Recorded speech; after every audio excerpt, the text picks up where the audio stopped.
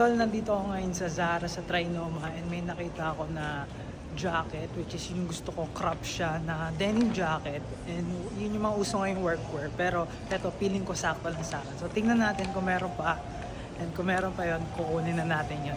Dito na tayo tol. Hanapin natin siya kung available pa. Saan ba yung banda? Ito siya tol. Tingnan natin kung ito pa yung size small na iniwan ko. Yun pa siya, size small.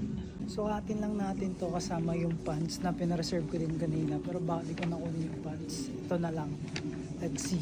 Eto tol, nasukat ko na siya. And upon checking ngayon, medyo feeling ko hindi pa siya ganun ka-crop. Feeling ko kulang pa yung pagka-crop niya para sa akin. But ang naisip ko, pwede ko naman siya ipa-repair. Papabawasan ko na lang yung haba. But yung design, napakaganda. Napakaganda ng bagsak niya sa akin. I'm sure marami akong forma na magagawa dito. Bagay siya halos sa lahat ng pants ko. Pinartner ko naman siya tol sa pants na nabili ko kanina sa H&M, yung bootcut jeans. Napakaganda tol, bagay na bagay talaga. Doon na lang ako sa haba niyan, medyo naiirita. But feeling ko, ito pa lang, sakto na to. But kung gusto ko siya mas maraming forma na magawa, kailangan mas ikarap ko pa siya. But overall, maganda yung tela niya, maganda yung gawa, maganda yung design. So no need na ako nang gumastos ng malaki para sa Carhartt. Ito pa lang, solid na sa akin. Kunin natin tong bad boy na to. Medyo makatal lang yung price niya tol, almost 3.6 pero okay lang, maganda naman. Got the goods na tol, napakasaya ako sa purchase na to. So yan, sinama ko na siya sa pants na nabili ko kanina. Yun lang tol, maraming salamat, bye bye.